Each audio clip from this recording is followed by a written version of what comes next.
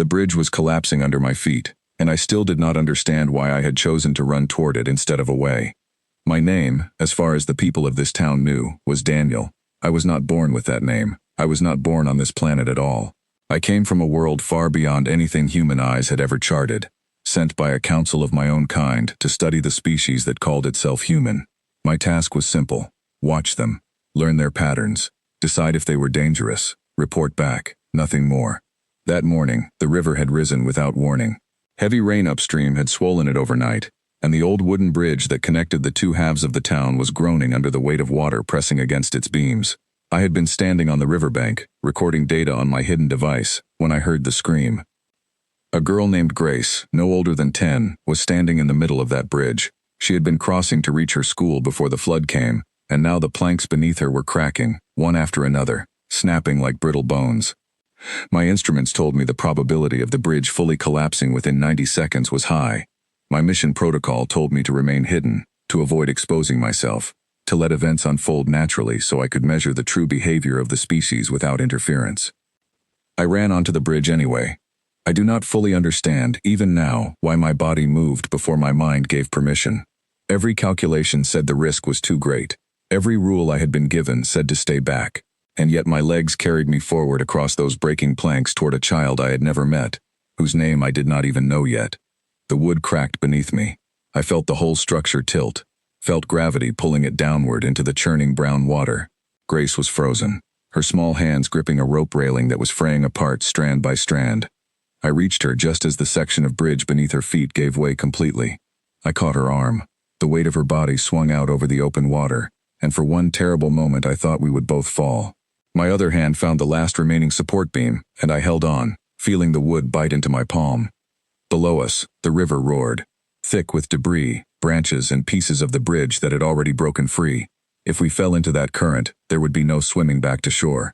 The water was too fast, too full of hidden dangers beneath its surface. I pulled Grace up with strength I did not know my human disguise could produce. My arms shook, my legs found footing on a beam that had not yet given way. I carried her across the remaining planks, each step testing whether the wood would hold for one more second. We reached solid ground just as the final section of the bridge tore free and crashed into the river behind us, swallowed by the brown water in seconds. Grace was crying, shaking, clinging to my arm with both hands. A crowd had gathered on the bank, people who had heard the commotion and come running. Among them was a woman named Charlotte, who I would later learn was Grace's mother. She grabbed her daughter and held her so tightly I thought she might never let go. I stood there, soaked and trembling, watching a mother and daughter reunited by something as simple as a stranger refusing to stand still. My instruments, still strapped beneath my clothing, were recording everything. But for the first time since I had arrived on this planet, I forgot to check the data. I was too busy feeling something I had no proper word for in my own language. That evening, the town gathered at the small community hall to talk about what had happened and what to do about the broken bridge. I attended, still wearing my disguise, still playing the part of a quiet visitor named Daniel. I expected people to argue about money, about whose responsibility it was to rebuild, about blame. Instead, a man named Oliver, who owned the hardware store, stood up and said he would donate all the wood needed for the repair, free of charge. A young woman named Alice, an engineer who had recently moved to town, offered to draw up the plans without payment. An older man named Peter, who had built half the houses in town over the decades, said he would lead the construction himself, and asked for volunteers. Nearly every hand in the room went up. I sat in the back, watching this unfold, and something inside me shifted. On my world, such a decision would require council votes, budget approval, careful weighing of resource costs against expected benefit. Here, it took less than 10 minutes. People simply decided to help, because helping was the obvious thing to do. The construction began the very next morning.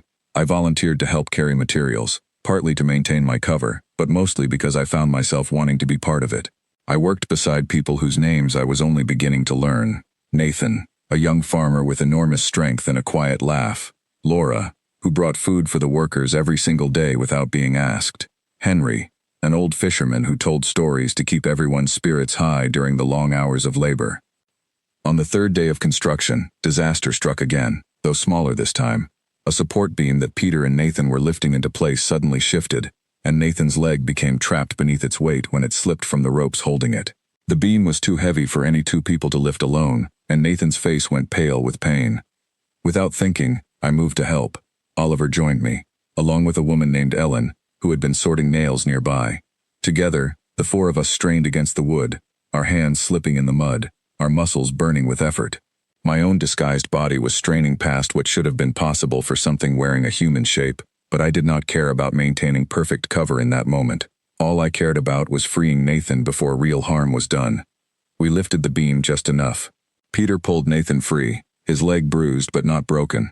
The whole crew cheered, exhausted and relieved, and Nathan, still wincing, laughed and said he owed us all a meal at the town tavern once his leg healed properly.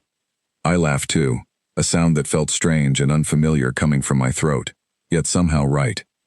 That night, lying in the small rented room above the laundromat where I had been staying since my arrival, I opened my recording device to review the data from the past days. Numbers and patterns filled the screen: cooperation percentages, risk tolerance figures, emotional response curves. But none of it captured what I had actually witnessed. None of it explained why strangers with nothing to gain had thrown themselves into danger and effort for people they barely knew. I began writing a different kind of report that night, one meant only for myself.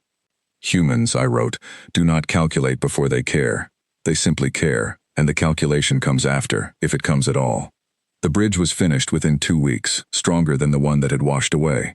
On the day it was completed, the whole town gathered to walk across it together, laughing, some crying with relief, children racing across the new planks while parents called out warnings that went cheerfully ignored. Grace found me in the crowd. She was smiling now, no trace of the fear from that terrible morning on the old bridge. She held up a small drawing she had made, a crude but heartfelt picture of a bridge with 2 stick figures on it, one large and one small, holding hands above blue crayon water. She told me it was us. She told me she had drawn it because she never got the chance to properly thank me before, and she wanted me to have something to remember the day by. I took the drawing with hands that trembled slightly, though not from any physical danger this time. I told her thank you, my voice thick with an emotion I still did not have a proper name for, not in her language and not in mine. Weeks passed. My original mission parameters demanded that I gather enough information to file a final assessment on humanity, determining whether this species represented a threat that needed to be contained, or a species that could be left to grow freely among the stars. I had gathered more than enough data by any objective measure. I could have left months earlier than I did. I stayed instead. I stayed through the small festival the town held once the bridge was finished, where Laura's cooking fed nearly everyone for free, where Henry told his fishing stories late into the night, where children like Grace ran wild and laughing under strings of lights hung between the buildings. I stayed through the quiet mornings when Charlotte would bring coffee to the workers still doing small repairs around town, always with a warm word for everyone, always remembering small details about their lives, their families, their worries. I stayed because somewhere in those weeks, I had stopped being an observer and started being something else entirely. I had started being someone this town knew, and strange as it felt to admit, someone this town seemed to care about in return. The final message finally came from my council, demanding my report without further delay. I sat with my device that night, staring at the blinking request, knowing that whatever I sent would shape how my people viewed this planet forever. A report describing danger and volatility could lead to isolation. Perhaps worse, a report describing something else entirely might change everything. I thought of the bridge collapsing beneath my feet, and my own body moving before my mind allowed it. I thought of Oliver's wood, given freely. I thought of Alice's plans, drawn without payment. I thought of Nathan's laugh even through pain, of Ellen's strength beside mine in the mud, of Peter's steady leadership, of Laura's meals, of Henry's stories, of Charlotte's quiet kindness, and of Grace's small hand holding a crayon drawing of 2 figures on a bridge. I wrote my report differently than any report filed before me in the history of my people. I described a species capable of extraordinary risk for people they had just met. I described a cooperation instinct so strong it defied every calculation my kind had ever built to measure such things. I described children who trusted easily, adults who gave freely, and communities that rebuilt themselves stronger after every disaster. Not through careful planning alone, but through something harder to measure, and far more powerful than planning ever could be. I recommended no interference.